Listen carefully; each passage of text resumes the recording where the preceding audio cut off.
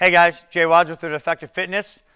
One of the 10 exercises we've been talking about that is good for jiu-jitsu, self-defense, any sort of self-defense on the street or taking people into custody, could be even jiu-jitsu, sport jiu-jitsu on the mat, MMA, is what we call different positions of crawling. And the bear crawl for one. So we talk about the bear crawl as our hands are up and it's almost like mountain climbers in standstill. So if we're standing still, we're almost doing like mountain climbers. So you could do that as a drill, good drill to warm up. It's also when we're bear climbing, our hands are moving forward, okay? A couple advantages that they talk about in the article is the difference of pressure that when we're on our toes. We also talk about that as being awkward positions on the ground that people aren't normally supposed to be in. We're getting accustomed to being in those awkward positions. What we do from those is we use that position to put pressure on our suspect, okay?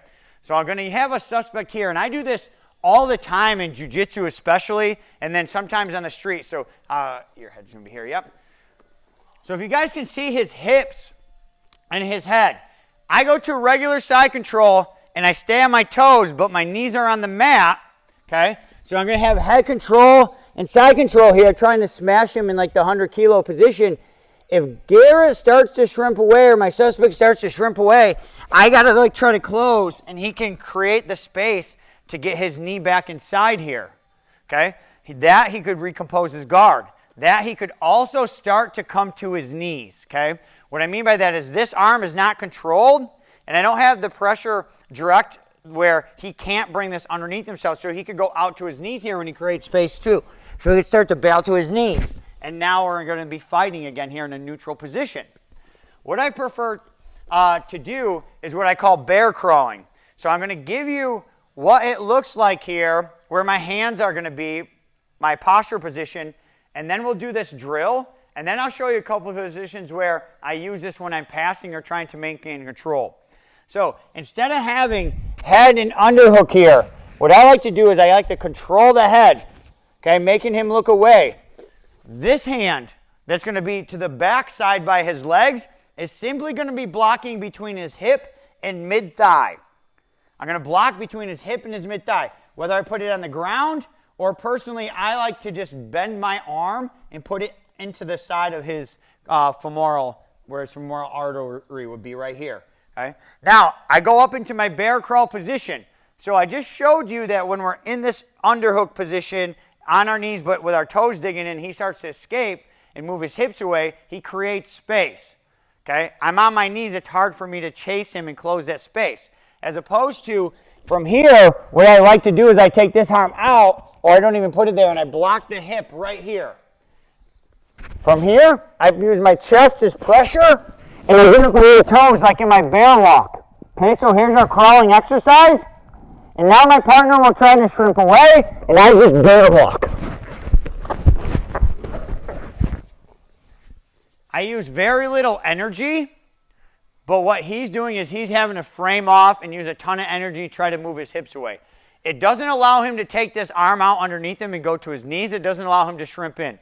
The only thing he really can do is try to get this arm free and then bail. And when he does that, it one, exposes his back for jiu-jitsu and MMA, and for police work, he starts to roll here, which is where I eventually want to get him to go anyways, is stomach down.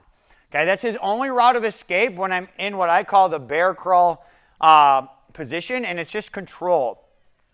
How can we get there for, say, jiu-jitsu purposes, or maybe even a takedown in police work or self-defense? Maybe I take him down, and again, when we do takedowns, you'll see I don't like riding guys to the ground in self-defense or police work because the ground, the cement, the rocks aren't as forgiving as the mat. Plus, I don't want to be too engaged with this guy where he can wrap me up and wrap around me and maybe roll me on them using his motion going down to the ground. So I'll start a lot of my drills from here. In this case, I'm going to go to a pass, like a cross knee pass, and my subject has the underhook.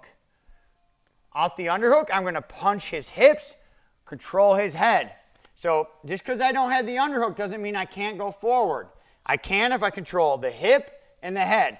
I'm going to punch the mat, cross face the head, slide my hips out, never put any weight on the ground, come into my bear crawl position, and maintain control.